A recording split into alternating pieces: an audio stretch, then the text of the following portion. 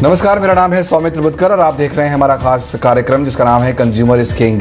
एक उम्र के बाद हर कोई चाहता है कि उसके हाथ में एक नौकरी हो। अगर आप भी उन्हीं लोगों में से हैं, खासतौर पर आईटी सेक्टर में नौकरी करना चाहते हैं, तो आपके लिए खुशखबरी है। दरअसल आईटी कंपनियों ने आने वाले वक्त में बम्पर भर्ती का ऐलान कर दिया है। कौन सी है वो कंपनियां और कितनी होगी हायरिंग, कितनी जेन्युइन हायरिंग होगी, ये सब हम जानेंगे। साथ ही आईटी सेक्टर में बम्पर नौकरियों की ये जो बात है, इन सभी मुद्दों पर विस्तार से चर्चा करेंगे अपने मेहमानों से। लेकिन चर्चा करने से पहले मुद्दे को सही तरीके से समझने के लिए देखिए हमारी एक खास रिपोर्ट।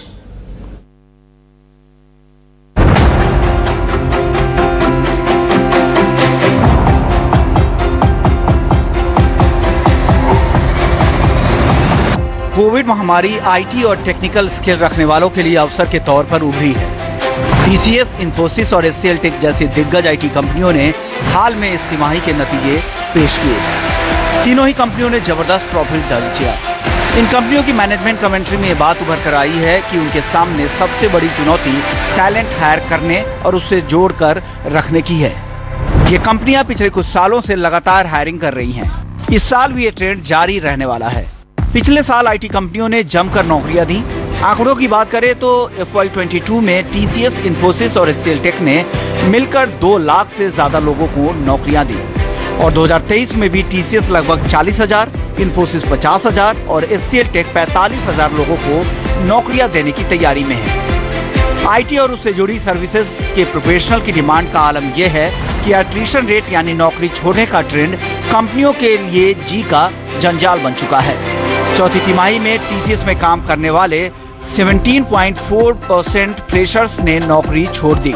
नौकरी छोड़ने वालों में इन्फोसिस का नंबर सबसे ज्यादा है, जहां लगभग 28% युवा प्रोफेशनल्स ने नौकरी छोड़ दी, जबकि एचसीएल में 21% से ज्यादा प्रोफेशनल्स नौकरी छोड़ चुके हैं। नौकरी छोड़ने वाले ये सभी लोग 3.5 लाख से लेकर 4.25 लाख रुपए सालाना कमाते थे। आईटी सेक्टर में लोगों के नौकरियां बदलने की एक बड़ी वजह पैसा होता है। मार्केट में काबिल एम्प्लॉइज की कमी की वजह से टैलेंटेड कर्मचारियों को रिटेन करने के लिए कंपनियों को ज्यादा पैसा देना हो रहा है। इसलिए कंपनियां फिलहाल फ्रेशर्स को हायरिंग में तरजीह दे रही हैं। वित्त वर्ष 2022 में आईटी सेक्टर में जिन 4,50,000 लोगों को नौकरियां दी गई, उनमें ज्यादातर फ्रेशर्स थे। हम आपको बता दें कि 2022 में 5.1 मिलियन टैलेंटेड लोगों में से महज 1.6 मिलियन लोग डिजिटली स्किल्ड थे। डिजिटली स्किल्ड होने का फायदा युवाओं को भी मिल रहा है और आईटी सेक्टर से जुड़े जानकारों का कहना है कि हायरिंग का ये ट्रेंड आगे भी जारी रहने वाला है। यानी युवा आईटी प्रोफेशनल्स के लिए पार्टी अभी जारी रहने वाली है। ईटी नाउ स्वदेश।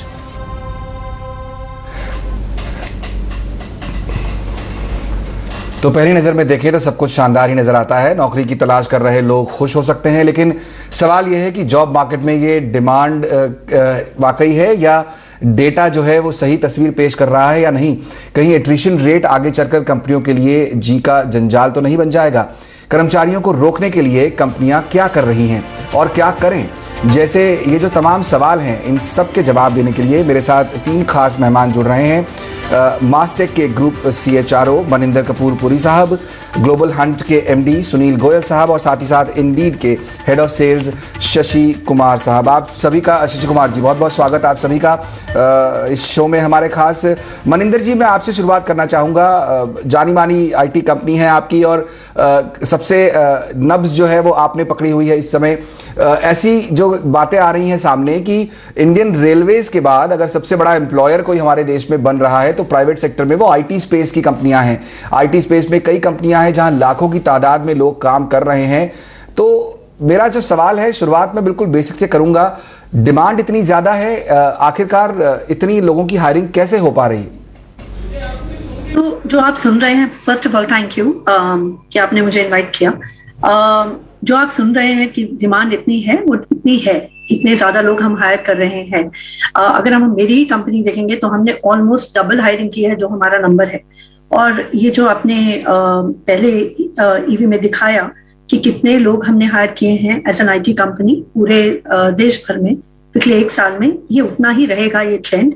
क्योंकि इतनी जॉब्स आ रही हैं और कोविड के आने से और भी ज्यादा हो गया है।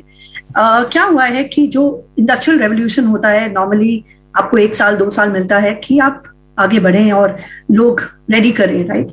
लेकिन हमारे साथ क्या हुआ है, डिजिटलाइजेशन, कोविड ने सिर्फ उसको बहुत जल्दी एक्सेलरेट कर दिया है, बहुत जल्दी कर दिया है, जहां पर सब कंपनीज और जो हमारे क्लाइंट्स हैं सबको बहुत जल्दी सब कुछ डिजिटाइज करना है, क्योंकि सब वर्क फ्रॉम होम कर रहे हैं या लोगों को बाहर नहीं निकलना है घर से, या हाइपर पर्सनलाइजेशन का जमाना आ गया है, अमेजॉन है, नेटफ्लिक्स है और ये सब है।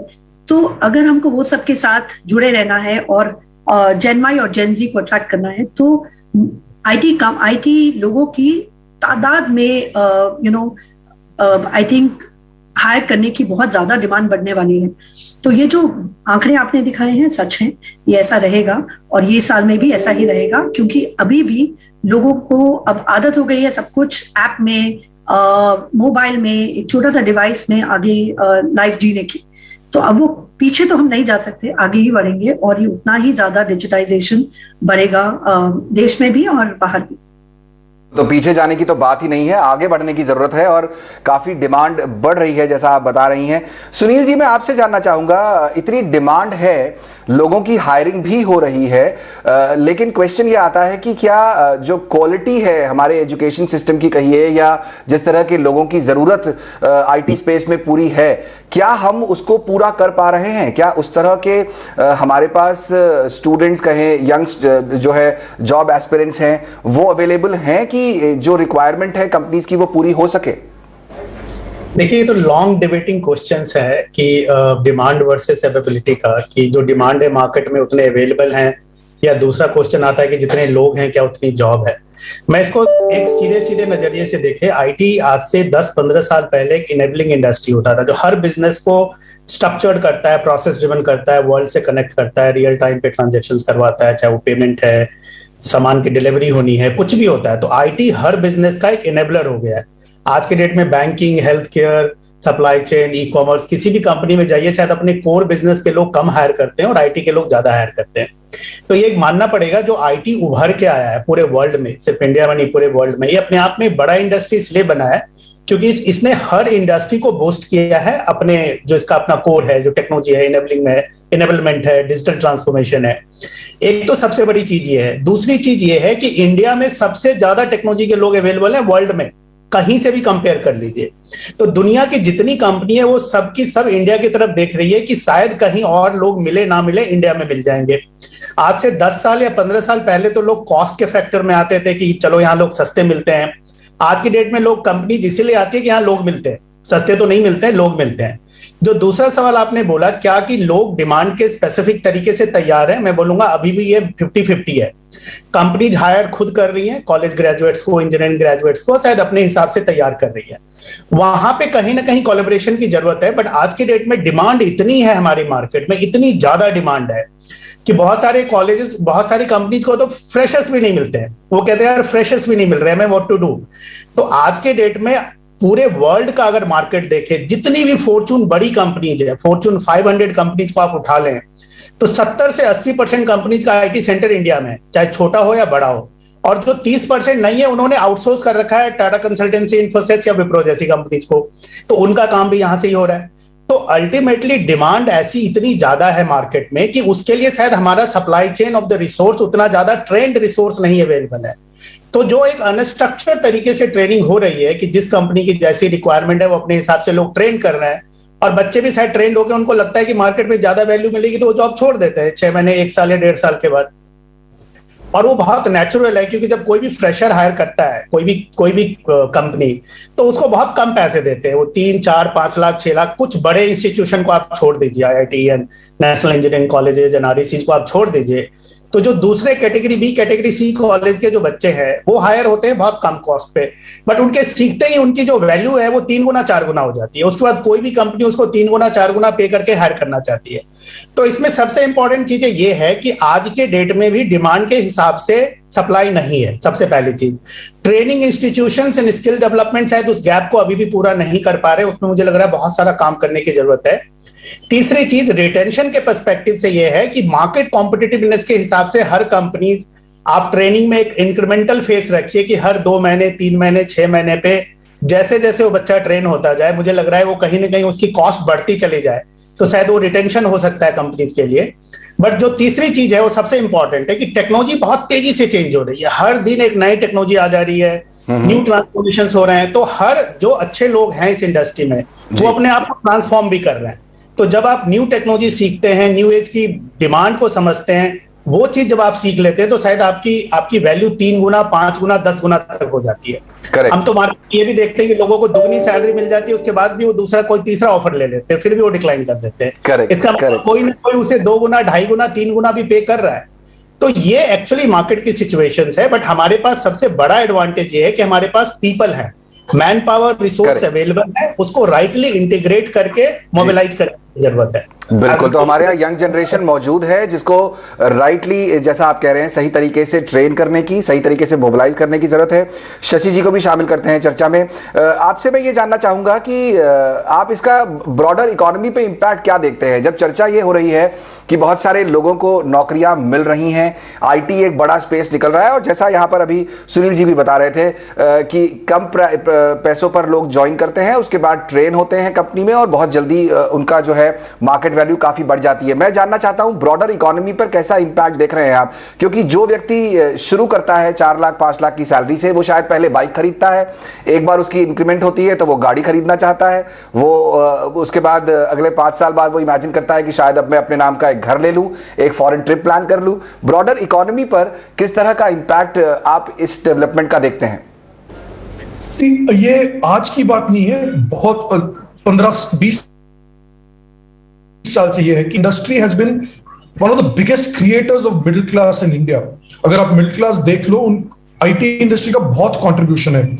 इसका ये रीजन है कि वन, उसमें स्केल है, बहुत सारे लोग एम्प्लॉय होते हैं आईटी इंडस्ट्री में। To pay scale to other industries काफी अच्छा है। एंड 3, इसमें जैसे आपको और स्किल्स मिलते जाते हैं, आपका सैलरी बहुत डिस्प्रोपोर्शनली इंक्रीज होता है। So the contribution of the IT industry, the economy over the last 15-20 years has been strong and it will continue to be strong।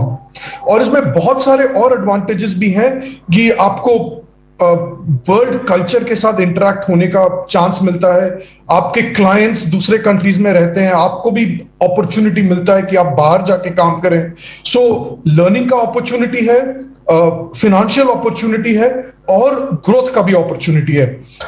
Just to add to some of the points जो आप पहले speakers ने बोला है, over the last period of the pandemic, IT one of the few industries था जहां पे actually net addition of jobs हो रहा था। अगर आप फेब 2019 से फेब 2020 में देखें, the number of IT jobs actually grew by 9%। जब पूरा दुनिया पैंडेमिक के ग्रिप में था, तब IT was still recruiting in good numbers. And the reason for that, like the speaker said before me, पूरा वर्ल्ड डिजिटाइजेशन के ओर जा रहा है और ये पैंडेमिक उसको एक्सेलरेट किया है। And most of the work जहां पे भी हो रहा है पूरे दुनिया में, a lot of that work is happening out of India. That is why यहाँ पे जॉब क्रिएशन आईटी में बहुत अच्छा हो रहा है। एंड मेरे हिसाब से in the coming days IT industries contribution to the Indian economy, overall to the consumption economy will be very strong.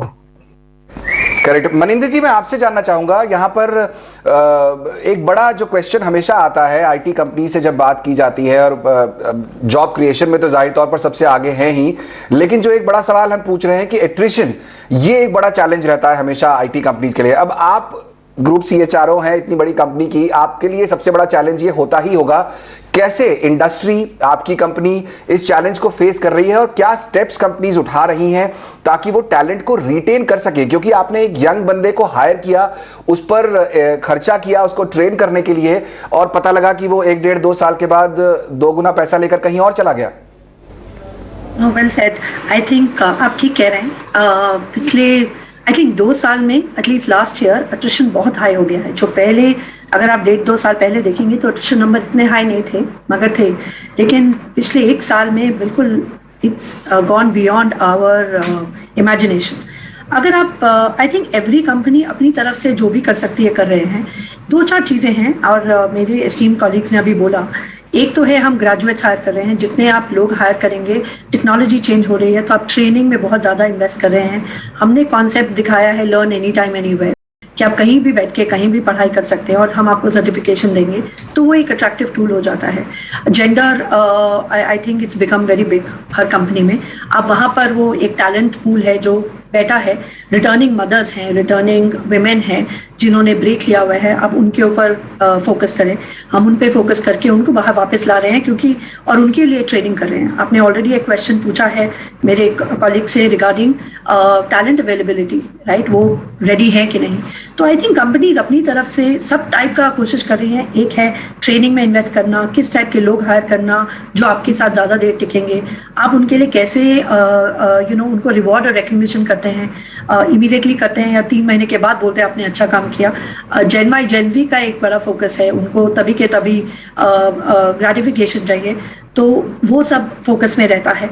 Apart from that, अगर आप उनको रेडी नहीं करेंगे नेक्स्ट टेक्नोलॉजी के लिए और उनको नहीं लगेगा आप उनके प्रमोशन में इम्पैक्ट कर रहे हैं, जहाँ पे उनको डिफरेंट स्ट्रीम्स में जाना है, जो भी उनके लिए रेडी है, अगर वो अवेलेबिलिटी नहीं होगी तो आपकी कंपनी छोड़ के जाएंगे। आई थिंक थोड़े 6 महीने या 1 साल में ये स्टेबलाइज होगा, लेकिन थोड़ा टाइम लगेगा। आई थिंक कंपनीज अपनी तरफ से कोशिश करती हैं रिटेंशन की, अट्रिशन पे ना फोकस करके। I think Covid work from home एक ऑप्शन है, लेकिन आई थिंक हाइब्रिड वर्किंग करना पड़ेगा, जहां आप लोगों को इकट्ठे लाएं, चाहे वो चाय कॉफी पीने आए, खाना खाने आए और वापस चले जाए, लेकिन वो जो बॉन्डिंग है वो बहुत जरूरी है। आई थिंक कंपनीज उनको भी इनकरेज कर रही हैं ताकि वो ऑफिस आए, देखें ऑफिस का माहौल क्या होता है। बहुत सारे लोग कोविड में हायर हुए हैं और शायद उन्होंने कभी ऑफिस देखा ही नहीं है। कई लोग अपने होम और वो भी छोटे छोटे गांव वेरेवर टाउन्स में से हायर हुए हैं और वहीं काम कर रहे हैं। तो हमारा वो है कि हम कैसे उनको ऑफिस में लाएं, वो देखें कि हमारा कल्चर क्या है, होता क्या है, उनका क्या ग्रोथ प्लान है, हम कैसे आगे बढ़ेंगे। कॉलेजेस में जाके आप उनके लिए क्या ग्रोथ प्लान दिखाते हैं, वो कैसे आगे बढ़ सकते हैं। आई थिंक वो सब चीजों पे फोकस है हर कंपनी का, कोई एक अकेली कंपनी नहीं है कोई स्पेशल। अभी ज्वाइनिंग बोनस एक बहुत बड़ी चीज बन गई है, apart from that retention bonus बहुत बड़ी चीज बन गई है। उन्होंने बोला कि अभी हम while organisations we paying very well, लेकिन आई थिंक जरूरत है कि हम उससे ज्यादा करें। पैसा एक अट्रैक्टिव होता है, लेकिन उनका करियर कहाँ जा रहा है वो भी इंपॉर्टेंट है। वो कौन से IoT में काम कर रहे हैं, AI में काम कर रहे हैं, कौन सा क्षेत्र में काम कर रहे हैं with in IT। I think लोगों के लिए वो भी बहुत इंपॉर्टेंट रहता है, बिकॉज इट्स नॉट कि आज मैं कितना कमा रहा हूँ, पर आगे के लिए मैंने अपने लिए फ्यूचर रेडी रखा है कि नहीं।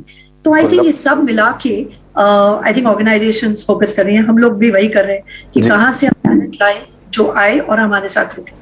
करेक्ट। तो ये बहुत जरूरी है एम्प्लॉई के लिए भी ये समझना कि उसका ग्रोथ पाथ कैसा है आने वाले समय में, और कंपनियां उसकी तरफ काम कर भी रही हैं।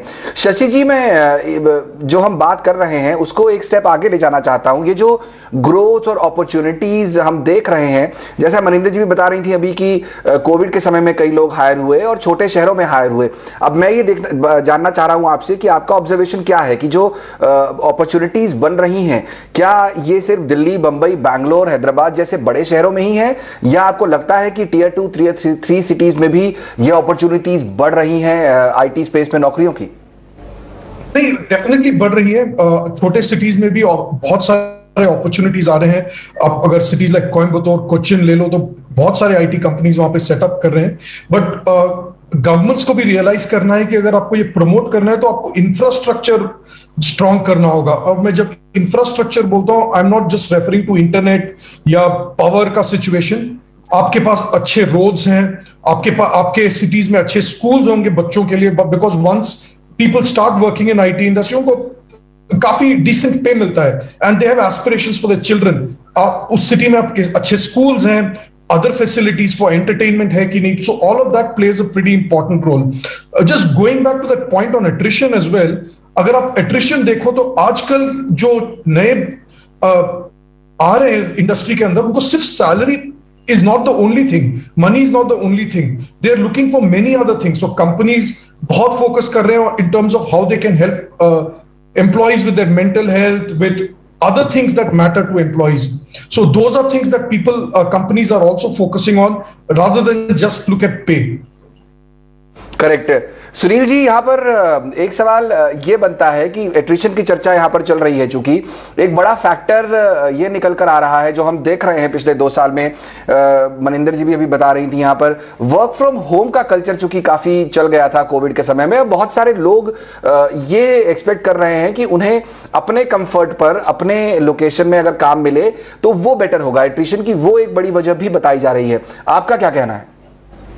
देखिए, वो एक शायद कोविड से पहले वो एक बहुत बड़ा एक बेनिफिट में काउंट होता था कि जो भी कंपनी फ्लेक्सिबल होती थी, और कुछ कंपनीज हैं हमारे लिस्ट में, ग्लोबल मल्टीनेशनल कंपनी, जो शायद हफ्ते में 1 दिन लोगों को वर्क फ्रॉम होम उस पहले कोविड से पहले भी देती थी।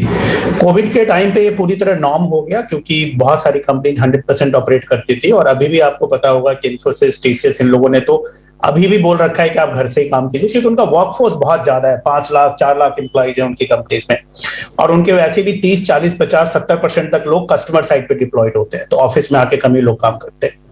आज की डेट में वर्क फ्रॉम होम तो नहीं बोलेंगे, इसको वर्क फ्रॉम एनीवेयर बोलेंगे। वर्क फ्रॉम एनीवेयर एक mandatory portion of that employment हो गया। अगर कोई भी कंपनी ये बोलती है कि हम 100% ऑफिस से ही ऑपरेट करेंगे, बिलीव मी, शायद वहां ऑफर डिक्लाइन 70 या 80% हो जाएगा, जो 25-30% आज के डेट में इंडस्ट्री में। तो वो तो एक मैंडेटरी कंपोनेंट हो गया है कि आपको फ्लेक्सिबल या हाइब्रिड मॉडल ही रखना पड़ेगा। ये भी बात सही है कि आप 100% रिमोट नहीं दे सकते हैं, क्योंकि उसमें टीम इंटीग्रेशंस, कंपनी के लिए फील जनरेट करना, लॉयल्टी जनरेट करना, किसी को रिकॉग्नाइज करना, किसी को आप वेब पे रिकॉग्नाइज कीजिए और किसी को पब्लिक फोरम में रिकॉग्नाइज कीजिए, बहुत फर्क पड़ता है उससे। तो कुछ ह्यूमन एलिमेंट्स हैं जो कि साइकोलॉजिकली ज्यादा इफेक्टिव होते हैं अगर आप human to human touch create करते हैं, सिचुएशन बेटर होती है। तो आज की डेट में अगर हम देखें तो बहुत सारी कंपनी जो हाइब्रिड मोड में आ गई हैं, शायद वो हफ्ते में 2 दिन ही ऑफिस बुला रहे हैं लोगों को, बट बुला रहे हैं। बट अभी भी बहुत सारी कंपनी जो हाइब्रिड, तो हाइब्रिड तो रहने वाला है। अब दूसरी बात ये आती है कि हाइब्रिड अगर कोई सेम सिटी में है तो आ जाएगा, बट कोई अगर अपने होम टाउन में है, tier B, tier 2, tier 3 cities में है, उसको आने में प्रॉब्लम है। तो वो भी मुझे लग रहा है काफी हद तक, टिपिकली आईटी और आईटीईएस में तो ये चीजें पहले भी, ये लार्ज कंपनीज तो अहमदाबाद, लखनऊ, छोटी छोटी जगहों पे जा जाके अपने सेंटर्स ओपन कर रहे थे वो लोग। और आज के डेट में तो ये एकदम से काफी पॉपुलर हो गया है कि जितनी भी mid and large size companies हैं, वो फ्लेक्सिबिलिटी के साथ रिसोर्स स्पेसिफिक, जिसकी रिक्वायरमेंट ऑफिस में आने की नहीं है, उसको फ्लेक्सिबल दे रहे हैं कि टियर 2, टियर 3 सिटी से काम कर सकते हैं वो। एक तो इससे 3 चीजें होती है, एडवांटेज होता है। एक तो आपका ज्योग्राफिकल बैरियर ब्रेक हो जाता है कि आप कहाँ का बंदा हायर कर सकते हैं, कहाँ के लोग हायर कर सकते हैं, कहाँ के नहीं कर सकते, वो बैरियर आपका ब्रेक डाउन हो जाता है।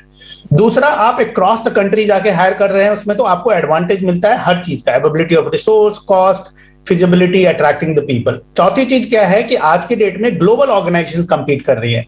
हम कोई इंडिया स्पेसिफिक कंपनी या कोई एक कंपनी, 2 कंपनी नहीं करे, वर्ल्ड के सारे फॉर्च्यून 1 से लेके 500 तक की, जैसा मैंने बताया 70-80% कंपनी यहाँ है। हर कंपनी, अमेजन हो, गूगल हो, एप्पल हो, हर कंपनी यहाँ पे अपना बड़ा बड़ा सेटअप बना रखी है, हर एक दूसरे से कंपीट कर रही है। तो आज के डेट में एडवांटेज क्या है कि प्रोफेशनल्स के लिए कि बेस्ट ऑफ द बेस्ट काम मिल रहा है उनको वर्ल्ड में, जो शायद वो कहीं भी जाके करें उसी क्वालिटी का जॉब मिल रहा है उसको यहाँ पे।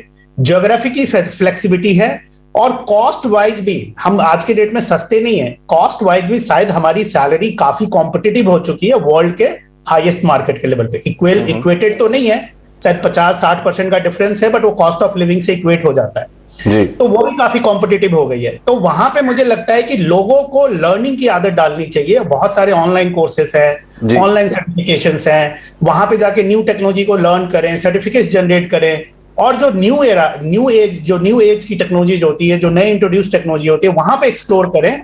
मुझे लगता है उनको बहुत ज्यादा अपॉर्चुनिटी मिलेगी मार्केट में, और बहुत ज्यादा डिमांड भी रहेगी। और जॉब सिक्योरिटी का तो कोई इशू रह नहीं गया अभी आज के डेट में, मुझे लगता है, स्पेशली टेक्नोलॉजी डोमेन में, क्योंकि कोई भी विदाउट जॉब रहता नहीं है उनको। बिल्कुल, यही जो पॉइंट्स आपने यहाँ पर अभी बोले, इन्हीं को मैं एक्चुअली, आप अच्छे पॉइंट्स आपने बोले, और मैं यही मनिंदर जी से पूछना चाह रहा था। आखिरी सवाल इस शो का मैं जानना चाह रहा हूँ मनिंदर जी आपसे। हम बात कर रहे हैं कि बहुत नौकरियां अवेलेबल हैं, हम ये कह रहे हैं कि बहुत हायरिंग हो रही है, हम ये कह रहे हैं कि हाँ, लोगों को ट्रेन होने की ज़रूरत है। आप जिस जगह पर हैं वहां से आप क्या बता सकते हैं, वो जो लोग हैं जो अभी इंडस्ट्री में आ रहे हैं, यंग जनरेशन है, शायद वो कॉलेज के हों, ईटी नाउ स्वदेश के माध्यम से मैं जानना चाहता हूं कि आप क्या पॉइंट्स उन्हें बताना चाहेंगी कि ये 2, 4, 5 चीज़ों का ध्यान रखिए तो न सिर्फ आपको अपॉर्चुनिटी अच्छी मिलेगी, आपको एक लॉन्ग टर्म करियर ग्रोथ मिलेगी और एक अच्छी कंपनी में काम करने का मौका भी मिलेगा? श्योर, आई थिंक ऑलरेडी सारे काफी पॉइंट्स कवर्ड हैं, पर मेरे हिसाब से 3-4 चीजें हैं जो हर एक को, डजंट मैटर आप ग्रेजुएट हैं, आपने अभी कॉलेज पास किया है, या आप नया जॉब ढूंढ रहे हैं, या आप तीसरे जॉब पे हैं या चौथे जॉब पे हैं, आपको लर्न करना ही पड़ेगा। आपके पास कोई चॉइस नहीं है अगर आपको रेलेवेंट रहना है, अगर आपको नौकरी चाहिए और आपको आगे बढ़ना है। अगर आपने अपने ऊपर इन्वेस्ट नहीं किया, और आजकल तो कंपनीज पे करती हैं, हम लोग सर्टिफिकेशन देते हैं, तो ऑल आपको करना है कि आपको पढ़ाई करनी है, वो इम्पॉर्टेंट है, क्योंकि अभी सिर्फ स्किल बेस्ड मार्केट होने वाली है। जो आपकी डिग्री आपने किया 5 साल पहले, 10 साल पहले, उसका वैल्यू कम होते जाता है, और जैसा टेक्नोलॉजी चेंज हो रहा है उतना ही स्किल ज़्यादा इम्प्रूव होते जाता है, और जितना आप सीखेंगे उतना आप आगे बढ़ेंगे, क्योंकि बाहर सब कुछ लिटरली हर हफ्ते एक नया टेक्नोलॉजी आ रहा है, और अगर आपने अपने आप को अपडेट नहीं किया तो आप पीछे रह जाएंगे। तो आई थिंक एक लर्निंग में ज़रूरी है। दूसरा इंपॉर्टेंट चीज़ जो हम लोग अभी पिछले 2 साल में हमने फोकस करना शुरू किया है, सॉफ्ट स्किल्स और एटीट्यूड।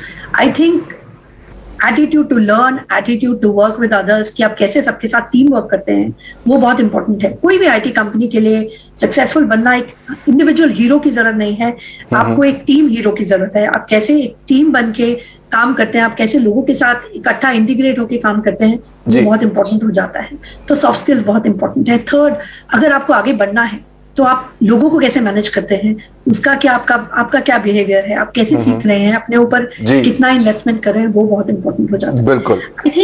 आई थिंक अगर आपने ये सब रेडी कर लिया तो आप ऐसे आपको नौकरी भी मिलेगी और लोग भी खुश रहेंगे, क्योंकि रिटेंशन जब हम देखें, हमारा फोकस वो इंडिविजुअल मैनेजर पे होता है। एक कंपनी का कल्चर होता है, लेकिन उसके ऊपर एक मैनेजर का कल्चर होता है। वो मैनेजर तरीके से, तो ये बहुत जरूरी है कि न सिर्फ आप अपने पर इन्वेस्ट करें और खुद की ग्रोथ करें, सॉफ्ट स्किल पर भी फोकस करें, ये जरूरी है। और इवेंचुअली आप आगे बढ़ना चाहते हैं तो लीडरशिप क्वालिटी और टीम प्लेयर की तरह काम करना बहुत जरूरी होगा।